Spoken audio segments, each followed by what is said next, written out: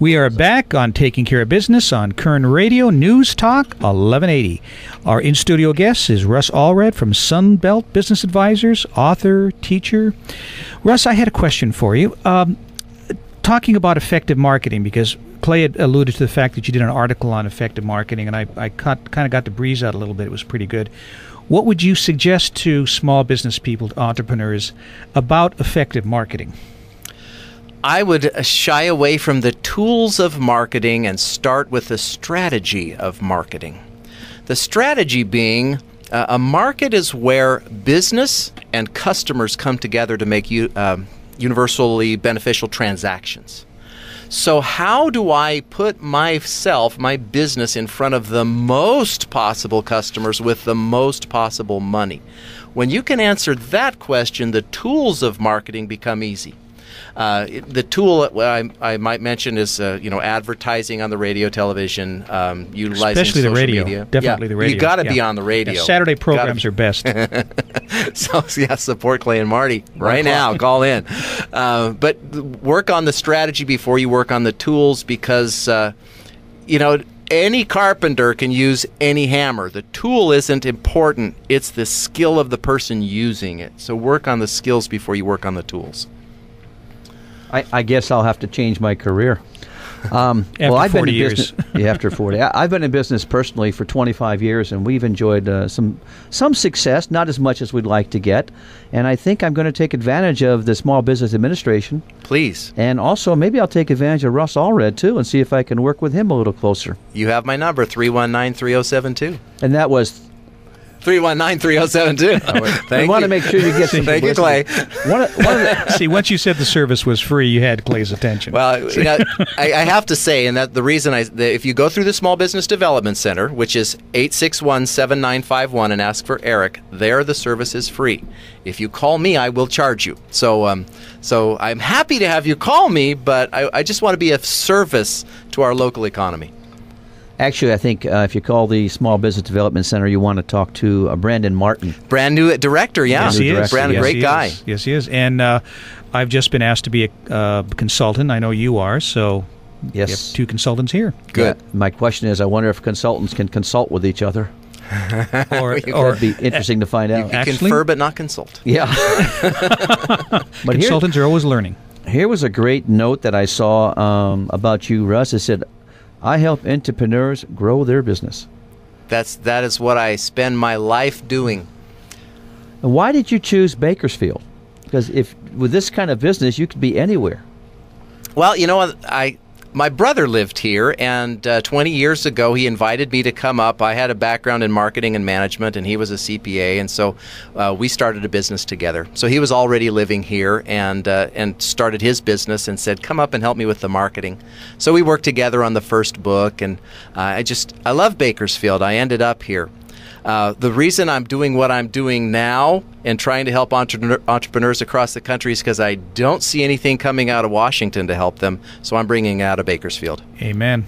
Nothing coming out of Washington? I mean, Nothing. We had stimulus dollars that you can't even count. The stimulus dollars bailed out the big banks. You know, they're so happy to talk about stimulus dollars, and helping the small person. No, they helped out the banks. Let's get Rudy back in here. We need another Democrat in here. Well, I understood that they reduced the unemployment rate. I can't see any evidence of that. They increased the employment. No evidence in of government. that. Oh, in government, yeah, sure they did. Are you gentlemen being sarcastic towards our leader in Washington? We speak the truth to power, right, Clay? There you go. We speak the truth to power. Well, in all seriousness aside, I like that.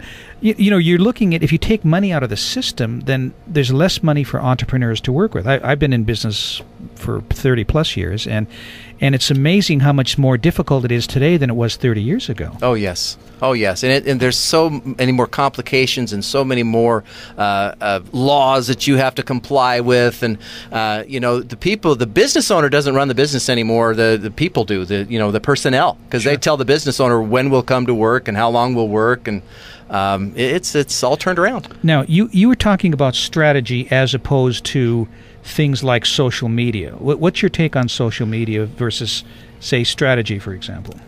Social media is a tool. It is a publicity tool because you do not necessarily pay for it. Just like when we grew up and going to college, advertising you pay for. You can come to Kern Talk and give them money, and they will give you time on the air, and that's advertising. If you want publicity, you come to Kern Talk and you say, "Hey, we're doing this really cool thing. We want some airtime." That's publicity, and then they control everything from that point on.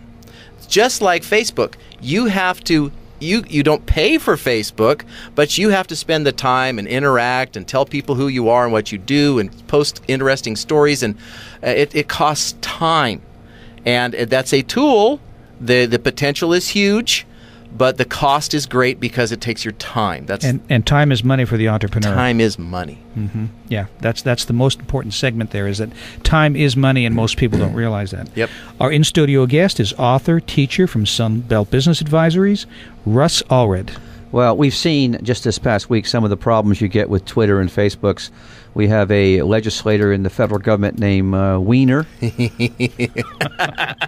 I wasn't going to go there, but well, I mean, we're talking about social media, and he used social media, or somebody used social media, and he's saying it might have been a hacker. Well, if it's a hacker, then the FBI, I believe, has to get involved certainly in an investigation because he's a government employee. I think when Congress or the government uses it, it's called anti-social media.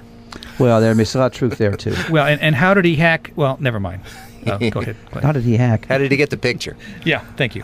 Good question how he got the picture. But going back to business and the problem we have in business, for someone who's trying to start a business today, state of California really discourages, I believe, getting into business. Oh, they're terrible. They're terrible on business. And, I got to put out a plug to Shannon Grove. I have loved everything that she has done.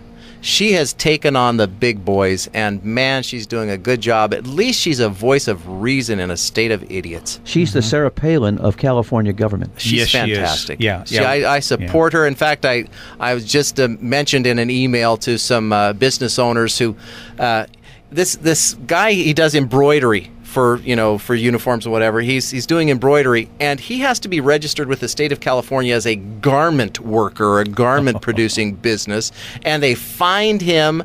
The state of California finds the guy when we're trying to get jobs here in this state. Find him for what? He doesn't make clothing. He puts embroidery. He does advertising. But the state has him listed as a garment fabricator, and he isn't appropriately registered. So I said, you know what? The rest of them up there in Sacramento might not listen to you, but call Shannon Grove. You'll at least get a sympathetic ear for the business owner. Well, the great thing about Shannon is she calls it like it is. I mean, yeah. She'll take the absurd like that and bring it out in the open and expose it to the air, and then you can see how silly some of the stuff really is. Absolutely silly. Yeah. That's why she continues to get criticized. Yes. On everything she does and says. Yes. So those of us who support her and are business owners or want to be business owners, we should really lend our support and our voice and back it up. Stand up and say yes when she says something that you agree with. Yeah. One of the other things that you had talked about in one of your articles was mistakes that entrepreneurs make. What kind of mistakes do you see that are common for entrepreneurs? A lot of people come to my office and they say, we want to sell our business. And I say, okay, how much money does your business make? Because the people who want to buy your business, they want to know how much money they can expect to make. Mm-hmm. And they say, oh, we make $100,000 a year. I said, well, let me see your tax return. And I look at the tax return and it says they made nothing. Then I say, well, let me see previous years. There's no money made here at all. I said, how can I sell your business when you don't make any money? Now, you're talking about the Schedule C, or are you talking about... Talking about the Schedule C. They're not showing a profit on their business.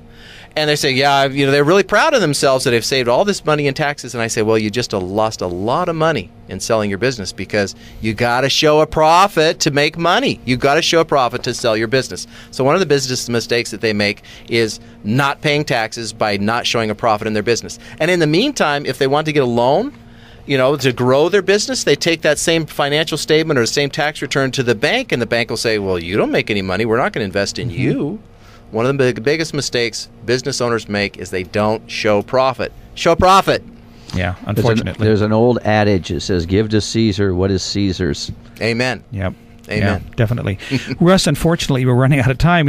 Same mistake. We probably should have had you for one whole segment and had one whole show and had Rudy for one whole show. I want to thank you for being here, and we would love to have you come back. You know what? My office is right around the corner here, so anytime. Just give me a call. If somebody doesn't show up, give me a call. You got it. And Clay, you wanted to end with something? Or? Well, I just wanted to talk briefly. As many of you know who are listening, that I'm in the health insurance business, and there's a new program out right now called the Pre-Existing Condition Insurance Plan that's supplemented by the state of California. In essence, they'll pay part of your premium. So if you have ever been turned down for health insurance or you need health insurance and can't get it, call my office, 427-4700. Extension 222, and we certainly can help you get some health insurance. And next week we have Ray Stevens on Taking Care of Business. We'll talk to you in 167 hours.